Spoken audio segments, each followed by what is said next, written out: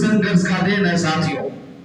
इसलिए आप जैसे योद्धाओं से कहने आए, वक्त अपना आपके सामने उन तमाम चुनौतियों का सामना करना है। और आप कितने संघर्षशील साथी है, आप कितने मजबूत साथी है। आपको हम जगाने आए हैं जो दूसरों को जगाने का काम करते हैं साथियों। जो अधिकार की बात दूसरों को सिखाते हैं, आज उन अपने साथियों को अधिकार की बात कहने के लिए आए हैं। जो दूसरों को सम्मान देता है, उन्हें आज सम्मान की बात करने आए हैं साथियों। आप सब जानते हैं कि जहां आपकी जो मूल लड़ाई थी, समान काम समान वेतन, राज्यकर्मी की दर्जे, पुरानी पेंशन की जंग लड़ रहे थे। और संयोग था 2020 का विधानसभा चुनाव और वर्तमान जो महागठबंधन की सरकार है, उन्होंने अपने घोषणा पत्र में, उन्होंने अपने एजेंडे में एक बड़ी प्रमुखता से विभिन्न सभाओं में भी गला फाड़ के कहा करता था कि हमारी सरकार बनेगी, हमारा पहला कैबिनेट होगा और नियोजित शिक्षकों के लिए समान काम समान वेतन होगा। हम सरकारीकरण करेंगे, हम शिक्षक कर्मचारियों के लिए पुरानी पेंशन स्थापित करेंगे। महागठबंधन की सरकार बनी, शिक्षकों में उत्साह बढ़ी और उस समय ज्यादा बढ़ेगा जब बिहार के शिक्षा मंत्री, जो आपके जिला का प्रभारी भी है, उन्होंने शिक्षा विभाग के मंत्री के रूप में आए, जो लगातार शिक्षक आंदोलन के मंच पर शिक्षकों के मांगों के समर्थन में अपने अभिभाषण में कहा करते थे कि जब तक शिक्षक भूखा है, ज्ञान का सागर सूखा है। साथियों, स्थितियां अच्छी नहीं बनी, सरकार बनी जिस तरह बिहार के शिक्षकों को उम्मीद था। माननीय मंत्री के स्तर पर शिक्षकों की समस्याओं के समाधान हेतु बिहार की शिक्षा व्यवस्था को दुरुस्त, मजबूत और बिहार को अनोखा राज्य बनाने के लिए देश के अपने राज्यों में बनाने की चेष्टा उन्होंने की। संगठनों के साथ बातचीत हुई और हम लोगों को भी लगा, बिहार के शिक्षकों को भी लगा कि प्रथम कैबिनेट नहीं सही, लेकिन सरकार के स्तर पर शिक्षा मंत्री ने जो पहल किया है, अब लग रहा है शिक्षकों की समस्याओं का समाधान होगा। लेकिन ना जाने बिहार के शिक्षकों के उन मांगों पर किन की नजर लग गई और किस प्रकार का हमले हुए कि जब अध्यापक नियुक्ति नियमावली 2023 आया, वह बिल्कुल सरकार के साथ, जो शिक्षा मंत्री के साथ संघों की बातें थी, उनके विपरीत हुआ। और मैं मानता हूं कि सरकार की असोची साजिश थी कि उन्होंने जो वादे किया था, उन्हें छिपाने के लिए, उनसे हटने के लिए, उनसे दूर भागने के लिए यह अध्यापक नियुक्ति नियमावली 2023 लाया।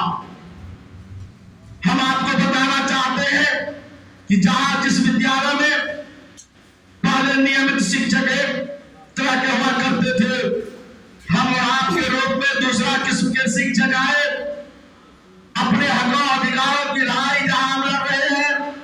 आज सरकार की जो व्यवस्थाएं नहीं आ रही है, आज उसी विद्यालय में तीसरे किस्म के शिक्षक के रूप में, अध्यापक के रूप में वही काम करने के लिए आ रहे हैं।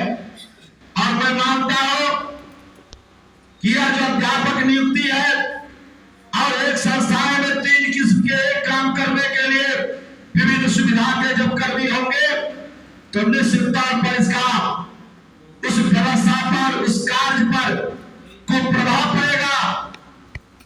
सरकार बिहार की शिक्षा को कमजोर करना चाहती है, मैं बताने आया हूं साथियों। आपको यहां भी मुकाबला करना है, यहां भी लड़नी है कि सरकार के ऐसे षड्यंत्र का पर्दाफाश करना है। और अभी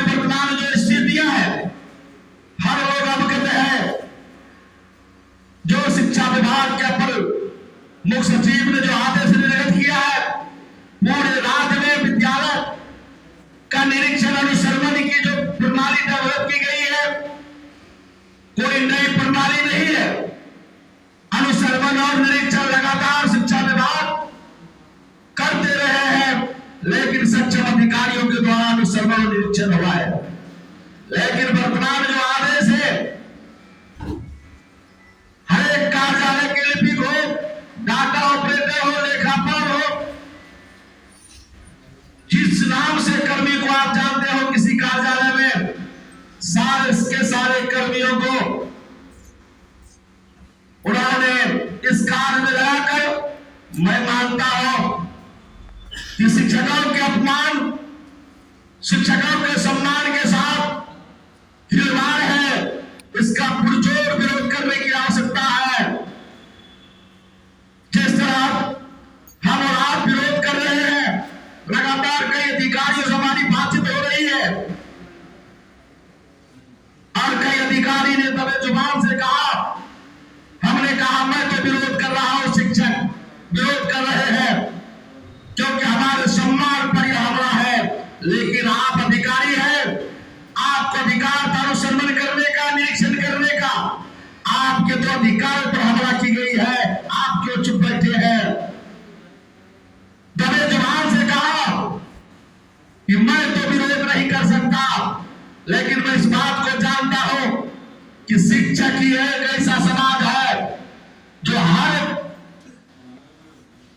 चुनौतियों को सामना करने के लिए सक्षम है। और आप लोगों ने जो आवाज उठाई है वो हमारे अधिकारों का भी सुरक्षा होगा और आपके सम्मानों का भी सुरक्षा होगा। साथियों, हम इसलिए कहना चाहते हैं कि शिक्षा विभाग में ऐसे अधिकारियों को लाकर, जो मद्य निषेध विभाग से आया है और लग रहा है कि शिक्षा विभाग में आकर वहां की दुर्गंध को शिक्षा विभाग में फैला रहा है, इसे रोकने की आवश्यकता है और इसके लिए मुकाबला करने की आवश्यकता है। सरकार समाज में शिक्षकों की मान और सम्मान के साथ खिलवाड़ कर रही है। साथियों, जो वर्तमान स्थितियां है, हमारे बहुत साथी विभिन्न तरीकों से अध्यापक नियुक्ति नियमावली आई है, उस पर तरह के सवाल कर रहे हैं। मुझे लगता है अध्यापक नियुक्ति नियमावली को गौर से देखें। सरकार ने 1,78,000 अध्यापक नियुक्ति नियमावली के तहत पद सृजित किए हैं। 1,70,000 का हमारे वैकेंसी दी है। 4.5 लाख शिक्षक हैं। ये कहां होगा, मैं स्पष्ट करना चाहता हूं। 1 से लेकर 12 तक में बिहार में 4.5 लाख शिक्षक काम कर रहे हैं। सारे शिक्षक इस परीक्षाएं में सम्मिलित भी होंगे, सभी पास भी कर जाएंगे। तो जितने सीट है उतना ही हमारे शिक्षक राज्यकर्मी बनेंगे। शेष कहां जाएंगे? सरकार ने इसकी व्यवस्था नहीं की है। आपको लड़ाई लड़नी है। जो सरकार ने इस तरह की छलावा और त्रुटिपूर्ण नीति लाई है, उसका पुरजोर विरोध करने की आवश्यकता है। दूसरी तरफ समाज में यह सरकार कहने में भी नहीं चुकेगा। समाज में बड़ी वहम फैलेगी कि शिक्षक परीक्षा ही पास नहीं किए, यानी पास करने के बाद भी आपको मौका नहीं मिला अध्यापक बनने का, राज्यकर्मी बनने का। लेकिन आपके संदर्भ में बात हो जाएगी कि शिक्षक उत्तीर्ण नहीं है, पास नहीं हुआ। दूसरी तरफ जहां सरकार लगातार कहा करती थी कि बेरोजगारों को हम रोजगार देंगे, अगर बिहार के शिक्षक ही उस वैकेंसी में सारे के सारे फिर उसी काम करने के लिए शिक्षक का नाम बदला के अध्यापक बन जाते हैं, काम वही रहेगा। तो फिर जिनको सरकार ने, जिन बेरोजगारों शिक्षित को कहा कि हम शिक्षक बहाली करेंगे, आपके लिए रोजगार दे रहे हैं, वो हमारे साथी कहां जाएंगे?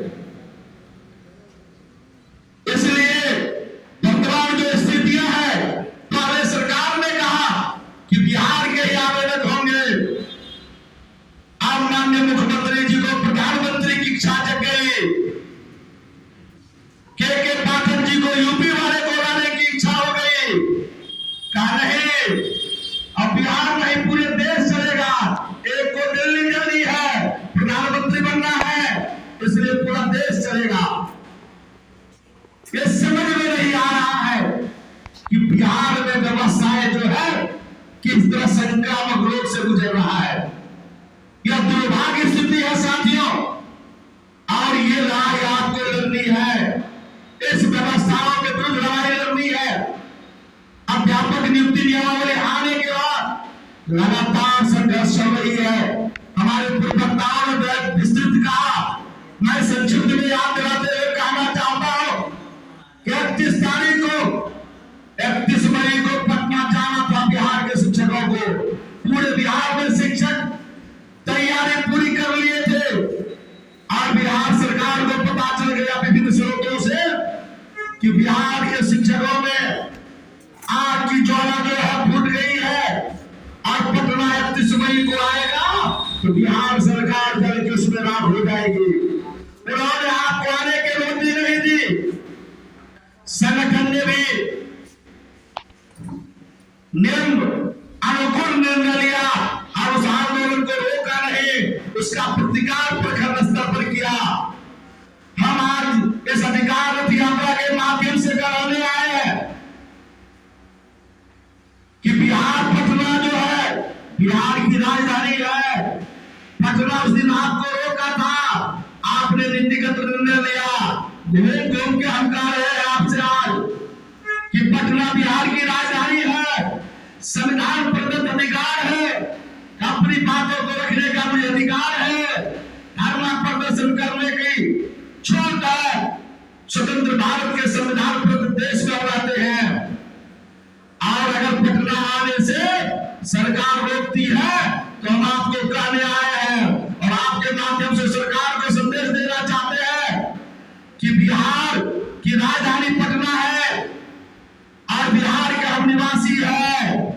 पटना जो है किसी सीएम और डिप्टी सीएम का पिताजी का जागीर नहीं है कि आपको हमको पटना जाने से रोक सकता है साथियों। इसलिए हिम्मत जुटाइए, इस पर आप पर की लड़ाई लड़नी है। पटना में इसलिए कहने आया हूं कि पटना जो है बिहार सरकार की महापंचायत चलेगी।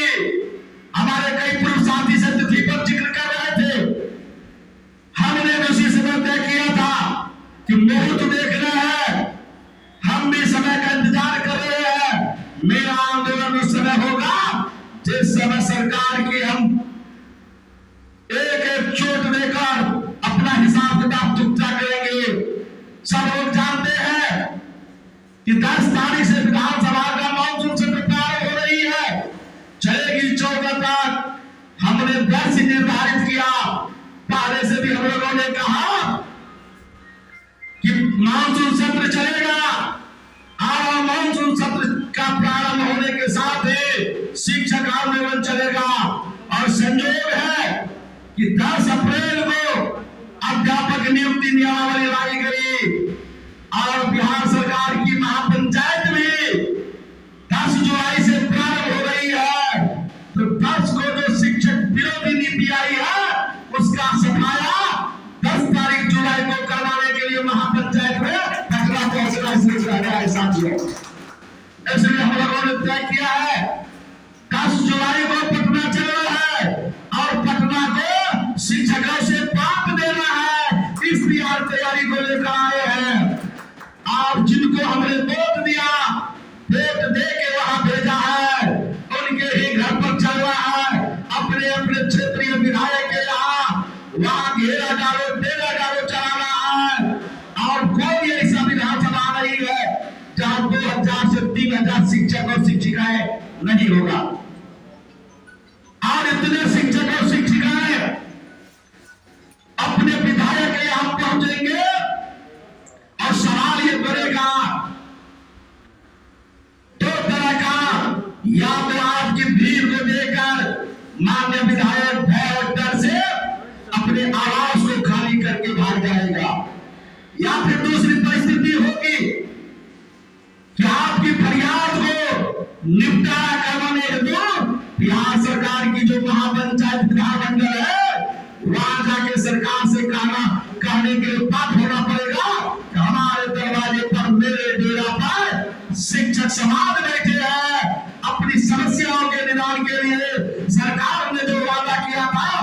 वादा को निभाए, इसके लिए उनका समाधान करने की आवश्यकता है साथियों।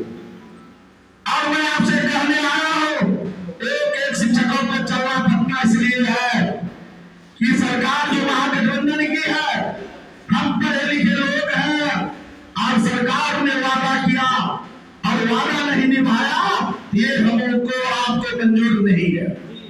इसलिए इस बार चल रहा है पटना, और जो सरकार ने वादा किया था उन सरकार के पास पहुंचनी है पटना। इसलिए जिन्होंने कहा कि समान काम समान वेतन, सरकारी कर्म राज्य कर्मी और पुरानी पेंशन लाएंगे, चलिए पटना इस बार, और सरकार के मुंह में हाथ डालिए और उसके पेट में जो समान काम समान वेतन है राज्यकर्मी का, समायोजन और पुरानी पेंशन, उसको निकालिए।